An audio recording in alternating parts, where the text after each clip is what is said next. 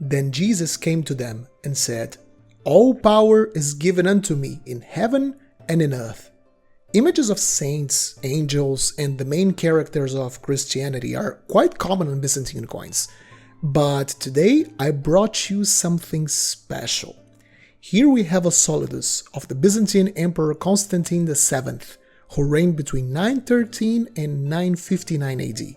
But instead of having the bust of the emperor as the main image on the obverse, as it was typical, we have this striking image of Christ.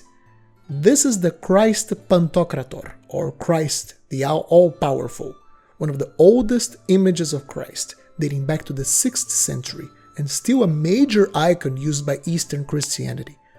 Whatever you are, Christian or not, there is a lot of interesting details and history to cover in this gold coin, so let's have a look at it. And before we begin, let me give a quick shout out to today's sponsor, Kinzer Coins.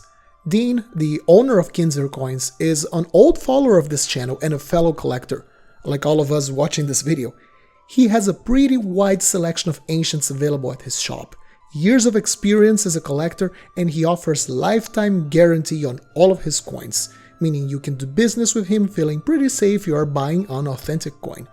He also offers an auction representation service, that is, he can assist you picking the very best coins at an auction, figuring out how much to bid for a certain coin, and he bids and deals with the auction house in your name, giving you an extra layer of privacy. Dean also loves to go looking for coins for his clients, so if he doesn't have a coin currently on his shop that you might want, let him know what you want and he will look for it. So yeah, a dealer I can recommend. Check him out at kinzercoins.com or at kinzercoins on Instagram. Okay, let's get back to our lovely Solidus here. Let me put a drawing on screen so we can make sense of what we're looking at. The design is predominantly dominated by the half-body image of Christ, holding the Book of Gospels on one hand, and with the other he offers the viewer his blessings. Behind Christ's head we have a halo with the cross reinforcing his clearly divine nature, and around his bust the legends Ixus Christus, Rex Regnatium, Jesus Christ, the King of Kings. The choice by the emperor to abdicate such an important position on a coin, the obverse, in favor of Christ was not a trivial thing, as religious as he might have been. The 10th century was a time of rebirth of art in the Byzantine world. The iconoclastic controversy was over, doctrine once more allowed images of saints to be made, and this gets reflected on coinage. As the year 1000 approached, there was also a strong millenarist movement. That is, those from the population that believed Christ would return on the 1000th anniversary of his birth. Could this have influenced the abundance of coinage featuring the image of Christ? Some argue it did, but considering this was not the first gold coin to show Christ, as Justinian II was already putting the Pantocrator on his coinage all the way back in the 7th century, this might be an exaggeration from modern scholars. So, what is the Pantocrator? Christian doctrine says that Christ has two natures, one human and one divine. Each of these separate natures of Christ is often explored separately on art. The human nature is related to Christ's suffering. The Ecce Homo, translated as "Behold the man," shows how his body was broken during his judgment and eventual execution, in an attempt to persuade people that he was just that, a single man like everyone else. The typical image of the crucified Christ is probably the most common of these types of images. If we want to be philosophical about it, despite the frail depiction of a man on the cross broken by his fellow man, the message on this image is what the faithful can see, is that the faithful can see under the facade of this wounded, broken man for who he really is. On the other hand, we have the Pantocrator, and also we have the Christ on Majesty, considered the Western version of the Pantocrator. These are depictions of his divine nature, Christ in all of his glory, a fair and all-powerful judge. There are no more expressions of suffering or pain. He is often shown very serene, looking straight at you. He's not necessarily joyful or angry. He is what he is supposed to be, your Lord. My absolute favorite depiction of the Pantocrator is at the Cathedral of Monreale in Sicily. Although it is not a Byzantine original, but rather made by the Norman kings of Sicily as they commissioned the cathedral to be made in Byzantine style. The Pantocrator is painted at the dome right under the altar. This dome-like structure generates an effect almost like if Christ hugs.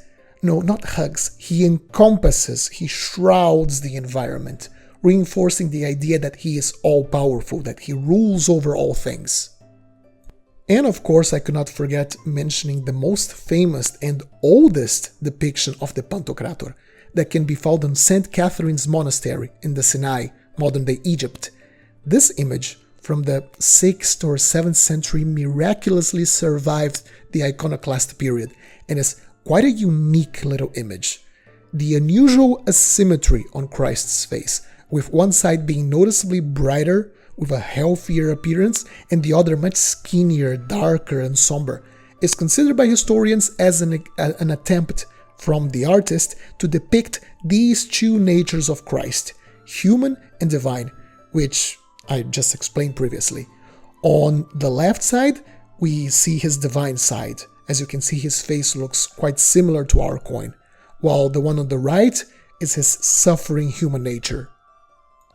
In any case, this coin is not only about the obverse. We also have the secular side on the reverse, which depicts the imperial authorities responsible for the issuing of this coin. On the reverse, we have, to the left, the Byzantine Emperor, Constantine VII, Porphyrogenitus, and on the right, his son and future heir, Romanos II.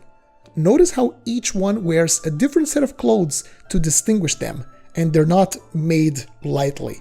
Constantine wears a loros, an exquisite jeweled robe exclusively worn by the emperor, and is represented slightly taller than his son, showing his seniority. Romanos on the right wears a chlamys, a cloak, used since ancient Greek times, although here it is a ceremonial one, highly embellished and fastened in place with a jeweled fibula, which we can see on the left side of his chest.